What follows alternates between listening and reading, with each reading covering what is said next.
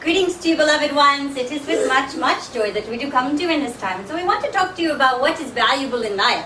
Now, what is valuable in life often changes based on what time and era you are living in. It used to be very, very valuable to know how to sew clothing, to get your clothing and so that you would have warmth to wear. Now, sewing is kind of a waste of time. It's not, because there are countries in the third world that are doing it at an amazing rate at a very low pay, right? They sit and they sew and they sew and they sew, and you go and you buy your clothes for very, very cheap, right? So it's not really such a valuable skill to have in this particular lifetime unless you get a great benefit from sewing, unless you really enjoy that sense of starting with an idea and making a creation.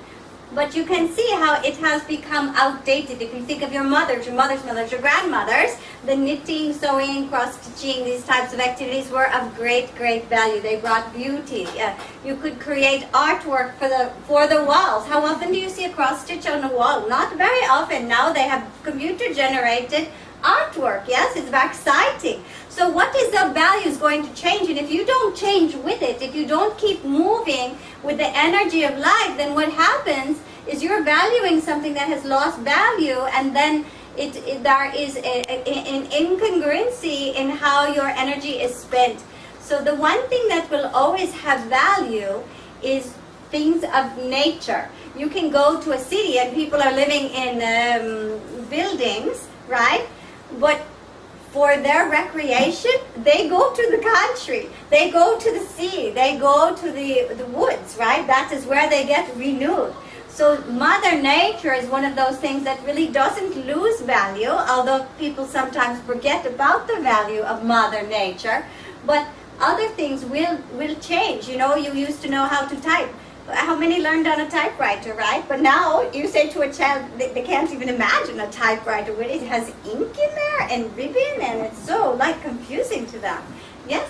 And so there is a way that each of you are learning new skills, and you're moving into this, what is called the fifth dimension, through the fourth dimension, in the third dimension. And through these different dimensions, you bring your soul self in. When you bring your soul self in, then what happens is this body part of yourself gets awakened to the bigger way of seeing. And the bigger way of seeing is always seen through the eyes of love and infinite possibility. Your higher self would never say there's a limit on what you can do. There's a limit on what you can learn. There's a limit on who you can be. There's a limit on what amount of money you can make. There's a limit on... Your higher self would never put a limit on you.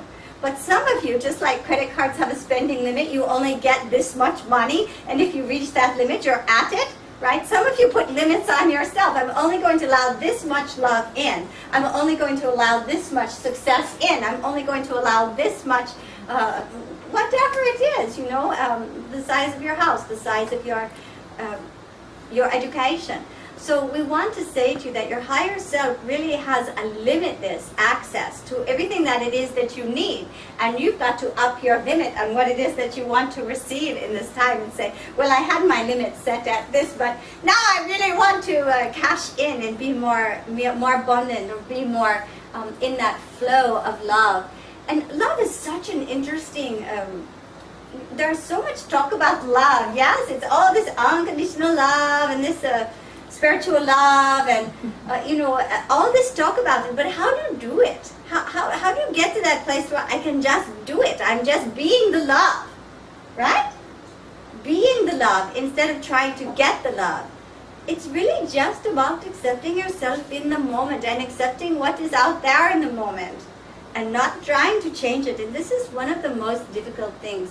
You know, when we're working with when we're working with Liah as a channel, and she's in a place of, I feel inferior, I don't know that I can do this so well today because I didn't get enough rest or I didn't get whatever. We always say to her, you just have to show up, and we can work with that energy, that we can bring your energy up. So each of you has a council of guides that is working with you that would like to help bring your energy up and to increase your frequency so that your heart can be more open, so your mind can be more clear, so your body can be stronger and healthier. But if you don't call on them, Liah was talking to a friend earlier today and she said, I forget that I have guides. I just simply forget to. And Liah said, well, it's sort of like developing a relationship, you have to spend a little bit of time getting to know them. You have to talk to them and listen to them, and it takes a concerted effort to develop that rapport, to develop that sense of comfortableness, and to even get to the place where it feels, what was the name of the man with the invisible rabbit? Harvey? Harvey. Right? Remember him, and he had this invisible rabbit, and this rabbit was as real to him as everything that we see. And that there is a way that through time people have been told it's silly to have guides, or it's illogical, it's not practical, but the truth is, when you can acknowledge your guides and you can welcome them in, they will become more present in your life. They will have a greater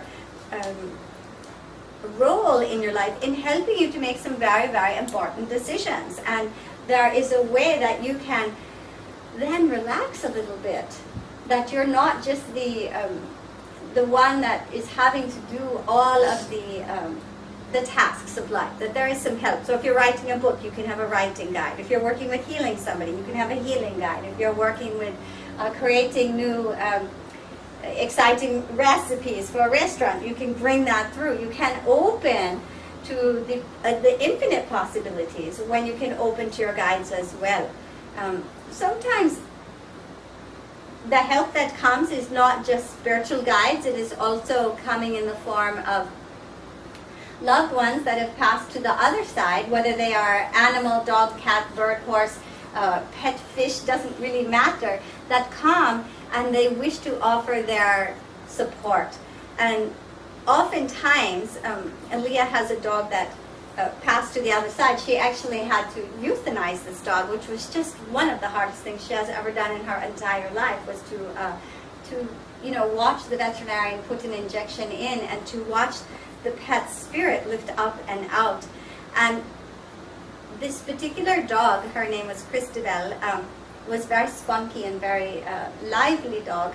And one of the things is Liah always said, she is my perfect devotee. She sits like this at attention, and she's very,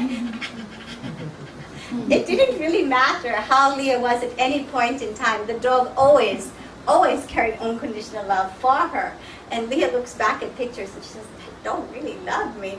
And even the times when Liah was impatient with the dog, because the dog was always, please play with me, please, that the dog still carried that energy and that vibration. And so sometimes this dog will come and just sit with her and share her love, you see. So animals, they still connect with you even when you have left your physical connection with them, because the work is not finished yet, that they are still helping to increase your vibrational field, basically, is what they are doing. And animals often bring us more into a place of love.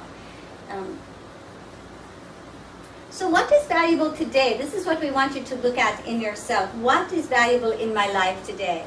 And if you're valuing physical things, the problem with that is, if you have a modern houses don't stay very modern for very long.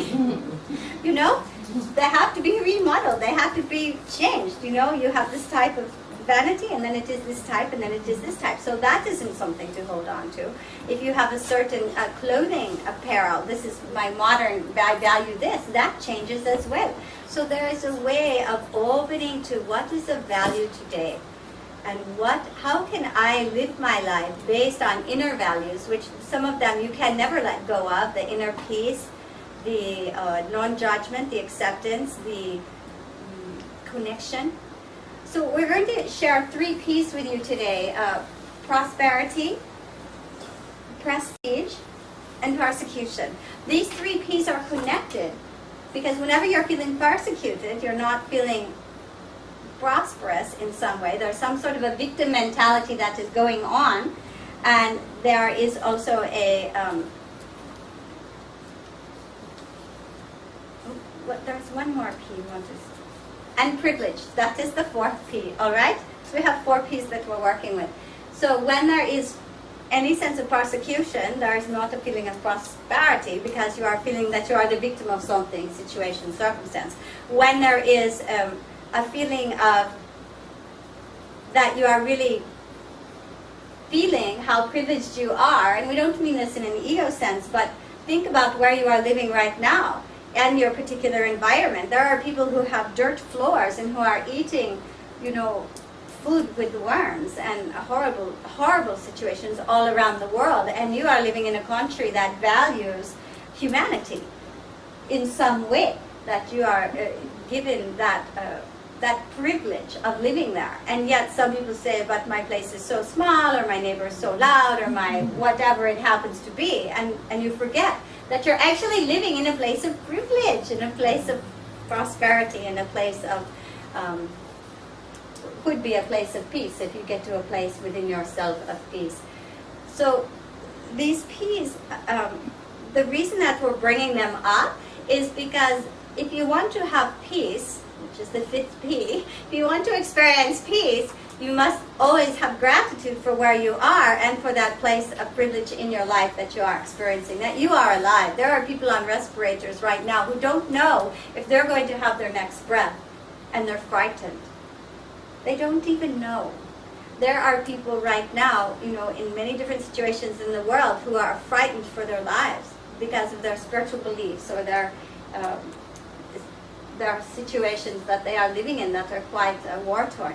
So to always remember how privileged you are, and this is going to help you with dealing with some of the situations that life brings. So instead of feeling that you are being persecuted by life, life is, life took away this, or life took away that, or life is challenging me here. I didn't get that job that I wanted. I didn't get that relationship that I wanted. I didn't get that, whatever it is that you're feeling that you should have gotten, and you're feeling persecuted by life.